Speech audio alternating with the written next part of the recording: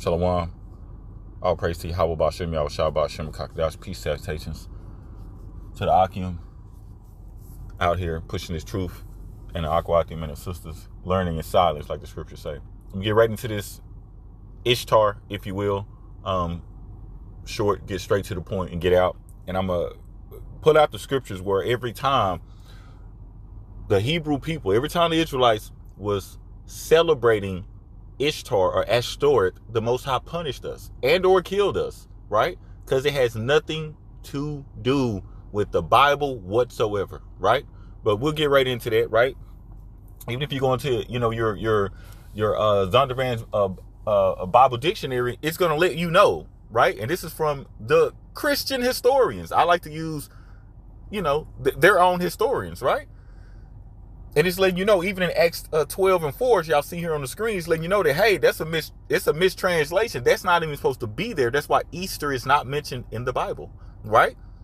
It says the phase after the Passover, after the whole festival was at the end of Easter. It says not of Christian origin. And it comes from Astarte, right? And so we're going to get into what these words mean. This is why the Most High says, study to show yourself approved. This is why after the Lord Yahweh Shai died, right? You don't see no other occasions of them celebrating Easter. You don't see them putting down bunnies, eggs. Bunnies don't lay chicken eggs. Like, all that has a history to it. We're going to get right into it. But for starters, that comes from, it was child sacrifice. They were sacrificing to Ashtoreth and to Moloch, and they would dip the eggs in the child that they just killed, dip it in their blood. They would dip the eggs in their blood and they would leave it for this fertility goddess. They was actually doing this stuff, same as they do today with Planned Parenthood. What you think they do? They just flush all that stuff down the toilet when y'all wicked sisters go there for those unalivings? No. Everything's a sacrifice, right? Spiritual wickedness in high places, right? Let's get right to it. Now, there's a book called the Pagan Book of Days. So it's the Babylonian Pagan Book of Days, right? That means devil worshiping. Every single holiday that we do here in Babylon the Great, if you will, right? That the Most High told us to flee from. That's what you're doing every holiday. That's why there's something every single month to keep you under their spell, right? It's something, look at it, it's something every single month. And it's all tied back to worshiping Satan, all right?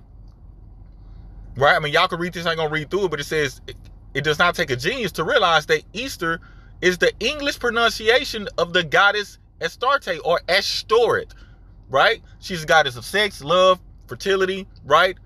And she's the sister of Baal, right? That's why all the sports, they put the word ball in it, but it's really pronounced Baal. Football, soccer, ball, basketball, softball, baseball. And when you look at the courts, for example, look at the basketball courts, look at the diamond in baseball, it's all Masonic symbols.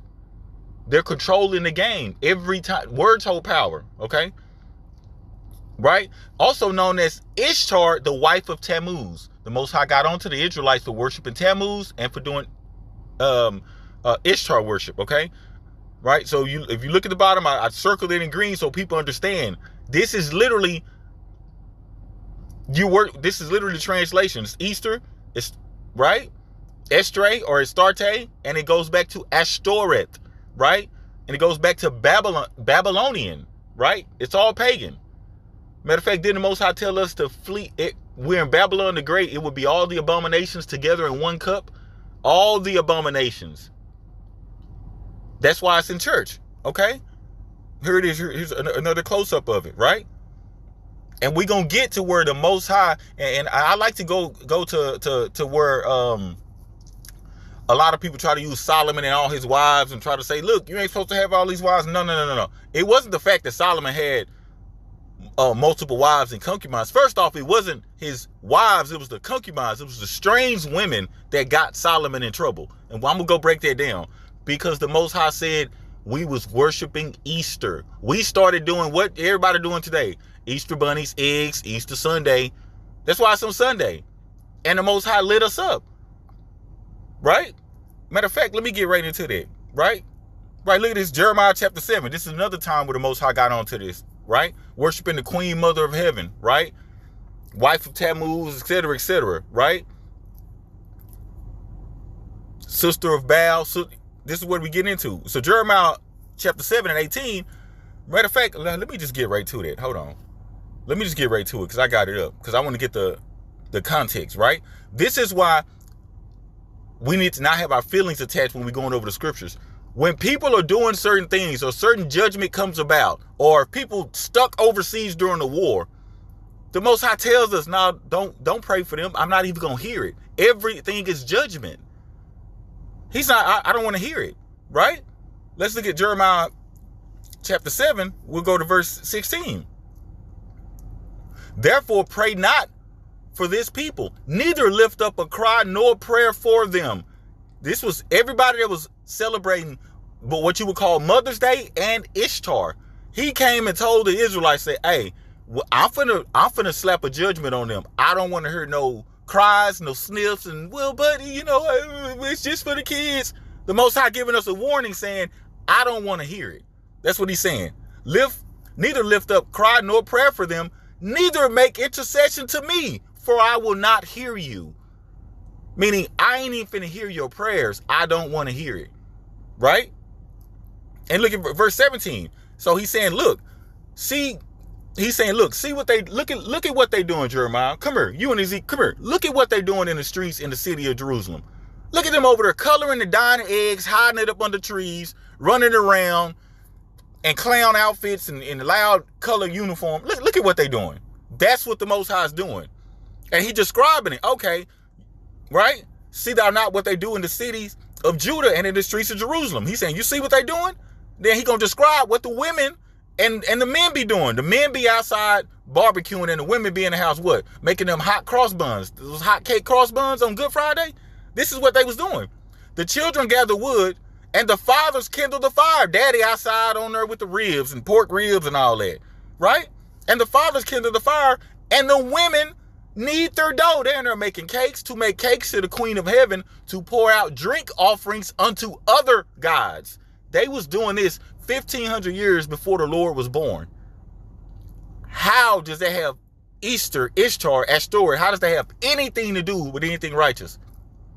That they may provoke me to anger. It didn't say that they could say, oh, he is risen. It has nothing to do with it, right? This is what he's saying, right? Matter of fact, let's go back. Let's go back into that. So you see, you look even at the photo. You have your wine. Y'all take the communion in the church and you drink that little piece of grape juice. All that's a ritual. Matter of fact, let's get where the Most High told us to flee.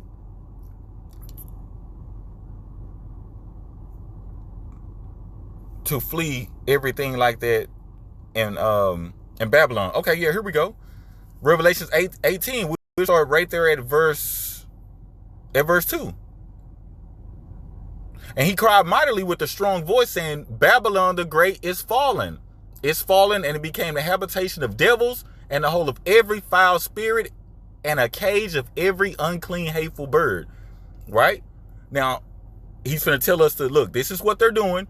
Right? When they talk about the wrath of their fornication, he had all them getting money off the backs of the Israelites when they was in slavery. This is why all the nations do Christmas and birthdays and all this stuff. This is what he's getting into. For all the nations have drunk of the wine of the wrath of her fornication. And the kings of the earth have committed fornication with her. You don't agree with the slavery and all that here, but you still buy and sell. You still send over your stuff from China and from Russia and all this stuff in the ports, in them containers. You still, so that's just like so-called YT people today. I don't agree with slavery. I don't agree with that. You benefited from it. You had no problem starting off with the credit score and getting the land and the ranches and the acres from your family. You benefited from it. So if you took the handout, that means you're in agreement. That's what he's saying, right? And the kings of the earth have committed fornication with her, and the merchants of the earth are waxed rich through the abundance of her delicacies. That's exactly what I just said. Y'all rich, right? And I heard another voice from heaven saying, come out of her, my people. So he's saying, look, the Israelites, come out of her. He's not saying, get up, pack your bag, flee, and move to Tanzania. No. This is spiritually, meaning everything that they do, that you be not partakers of her sins and that you receive not her plagues, because these plagues, all this stuff is coming, right? This is what the Most High is talking about. Let me go to this, right? Let's go in the book of Kings, and let's get right where the Most High told us not to. And I'm going to break this down a little bit, because a lot of people try to use this. There's lessons within lessons, but I'm going to stick to the Ashtoreth part, okay? So it wasn't because Solomon had all the wives and concubines, because Solomon still ran the southern kingdom. David still came through. Does that make sense? So you're not, it wasn't because, David's blessed, down through Solomon still came through. It wasn't because he had the wife. It's because he gave a commandment in the book of Deuteronomy of certain women we are not to touch. It was the strange wives. Look at it today. You go and marry a Moabite. Go marry an Asian woman. She could be from Laos, Hong Kong, right? Bangkok, whatever. Eventually, she gonna have your ass eating octopus. Eventually, she gonna have you sitting down eating whatever they eat or doing some of their customs. Look at it today. Let's say if you get with an Edomite woman, right? Eventually, she gonna have your child doing Merry Christmas, Happy Thanksgiving, Happy 4th of July. That's what the Most High was saying. He said, leave them alone, because they gonna have your child. It's not about you, Sarah or Jamal, Shaniqua. It ain't about you personally. He's saying that I care about the child. In 10 years, that child gonna be doing Easter. That child gonna be saying Happy Memorial Day and Happy Groundhog Day.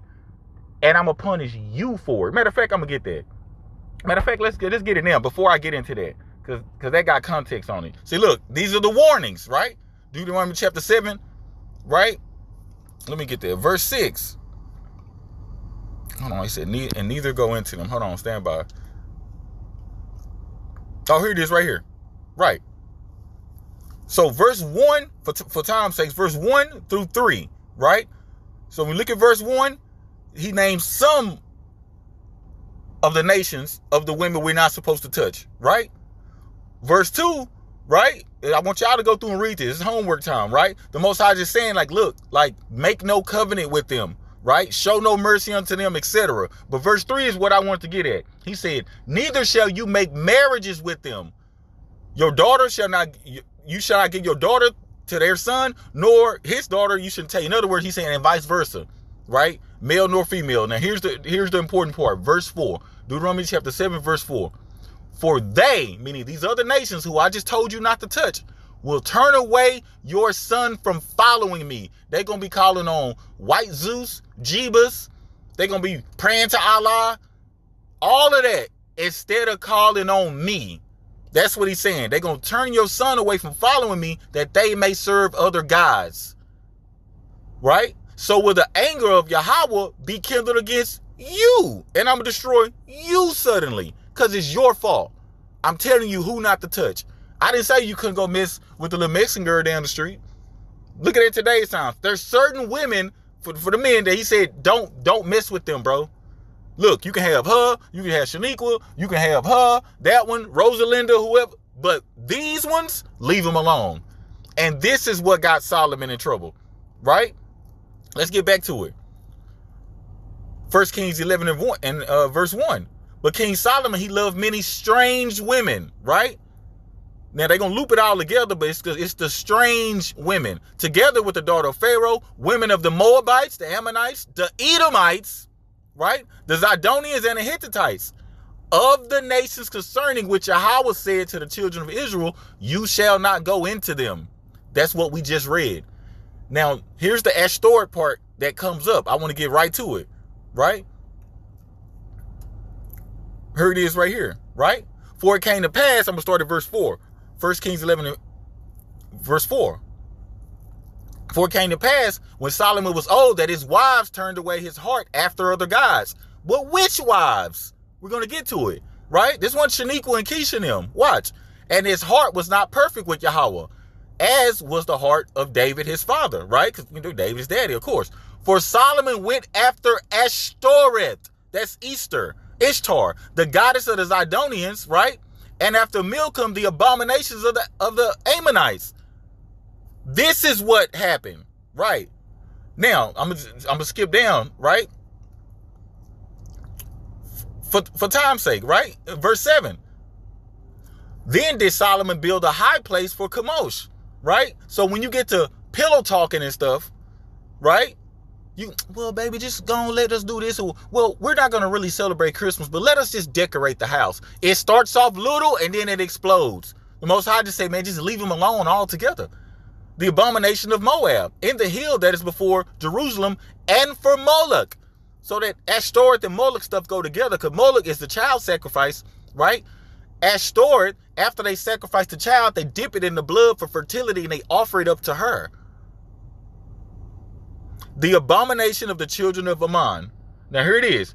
And likewise did Solomon do this for all his strange wives. It was the wives of the ones that the Most High said don't touch.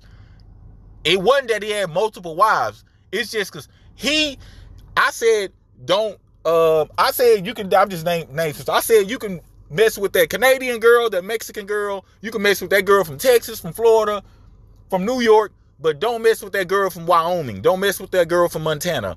And what did he do? He went mess with the ones that he said don't mess with. That's it. It wasn't that he had multiple.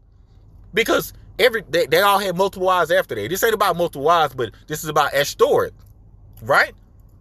This is what happened. That's what happened. Matter of fact, let's scroll down further. 1 Kings 11.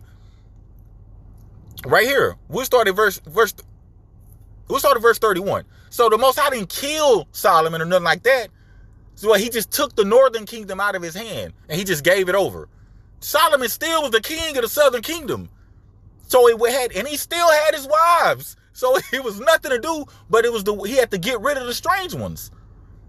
What your mama say? If you can't use your comb, don't bring her home. You need to get rid of them. That's what that means. Right?